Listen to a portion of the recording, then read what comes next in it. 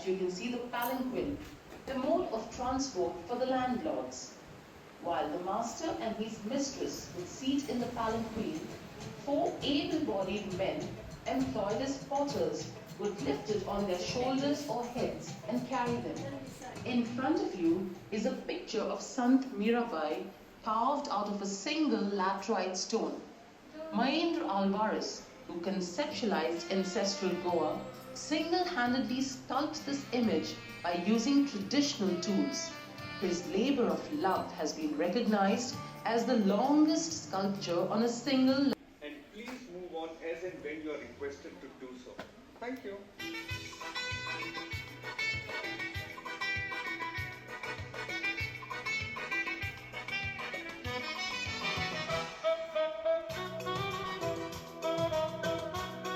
Avatar of Lord Vishnu shot an arrow into the Arabian Sea from the Sahyadri.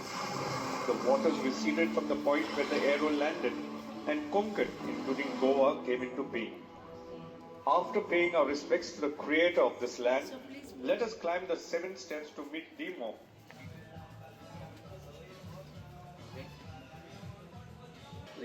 Clearly distinguished in their attire, going with their nets to catch nature's bounty. Tashti, or the loincloth, was worn by us. Take a close heat from the bright sun, we got salt. Let us now move ahead to meet. I am easily identified because of his blouse, with prominently puffed sleeves and a distinctly patterned flare skirt. You can now see a section mats. You can also see some of the tools and implements used to pluck coconuts, repair rafters from the stem, etc., all nicely placed in the cupboard there. Further ahead here, notice the various implements used by them, like the oak, the anchor, and don't miss the wooden needle used to repair the nets. A picture of fisherman's patron Saint Anthony is prominently displayed in the hut, and they would pray to him before venturing into the sea. Please climb the few steps to have a look at the life in the interiors. The balcony. The kapod is a sari draped in a unique style and with a signature print in basically 3 colors. Zua's wife, Catherine, is wearing the red kapod as she cleans rice in her veranda. The satisfied farmer had a song on his lips and a cheer in his heart that was very often expressed through songs with a gumot, a percussion instrument made of an earthen pot that had one end covered with a hide as an accompaniment. Root the coconut fluorescence to extract the toddy, from which Goa's elixir, coconut veni, is distilled. Behind you is the cattle shed, which was there in most households. All the implements like the plough, the kettle. The cashews are collected twice a day by the family members. The women folk separate the nut from the apples, and the men crush the apples under their feet. The juice is collected in pots for fermentation. Once fermented, it is put in the big pot and boiled. Vapors are collected in the small pot, where they are condensed by pouring water on the pot, and the resultant first distill is called urak, which is a light drink and is mostly consumed during the summer months. Urak mixed with more fermented juice is once again distilled, and the second distill is the kaju feni, quite a potent drink. The nuts were roasted and kernel was removed from them by cracking the nut open, as the lady in the green sari is doing. From the remaining nut shell, oil was extracted from and used to waterproof boats and also as a pesticide. Ahead is a cross.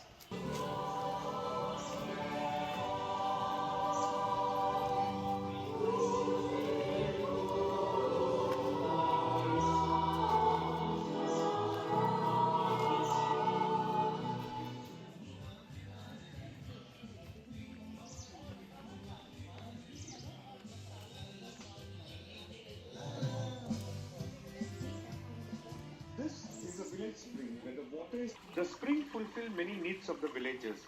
While the animals waded in its waters to cool down, the women folk used it to wash their clothes and utensils, as we can see Shantu doing. A tub covered out of laterite stone to soak the clothes was usually kept by the side of the spring. Naturally available berries called rito were used to cleanse the body. Let us now go ahead to visit Nandu, the village potter.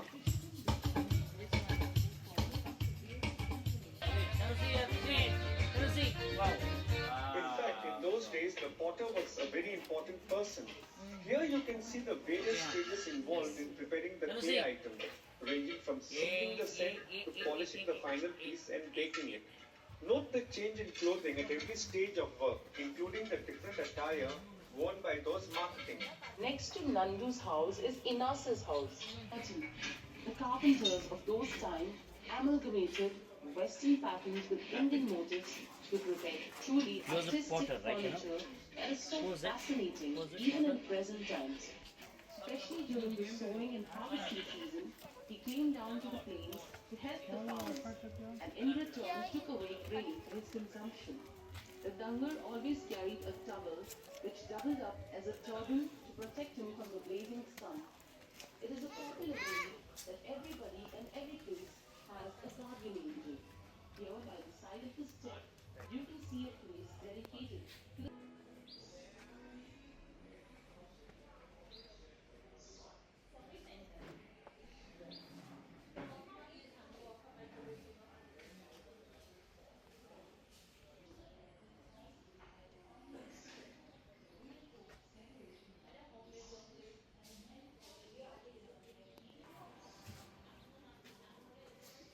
Yeah. See, bangle sailor. See. Smart. Did you take a photo? Yes. Divaraka. Photo from this guy. And this one girl who was eating. Okay, stay there. I'll take a picture. Nori, Nori. Okay, both stay. Both stay there. There he sit properly.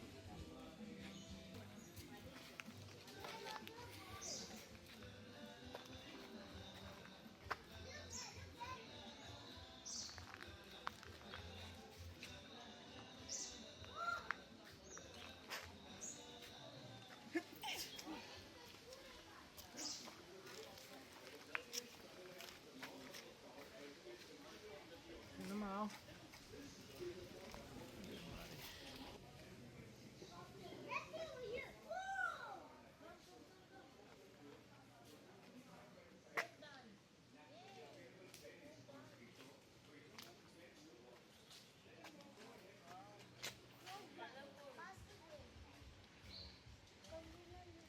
Come stay, stay, stay, stay. Come stay there, okay, fine. Let's work together. Fine, see? See, very nice. Fast.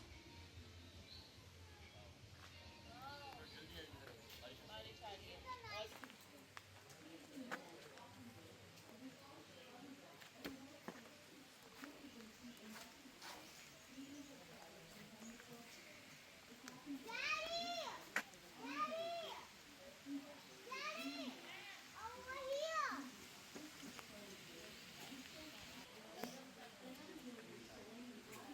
Look, it's sticking out. Oh!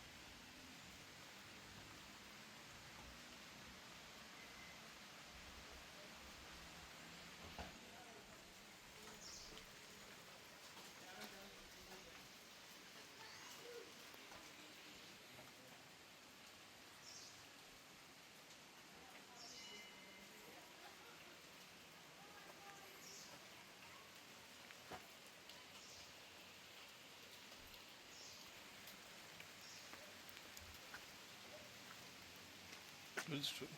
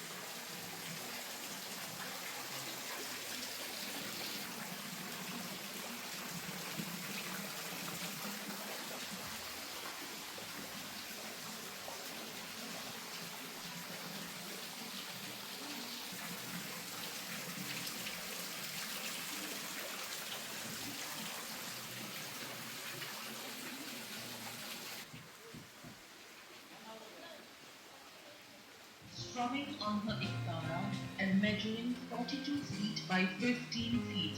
This monolith was single-handedly chiseled by the artist Maendra Jocelino Araujo Alvares. Sculpted in Greco-Roman style from a vast piece of laterite stone in August 1994 at Loutolim, Goa, in a record time of 5 around the ankles, give the sculpture a characteristic Indian appeal. One also notices a particular type of ornament called fulla, meaning flowers of gold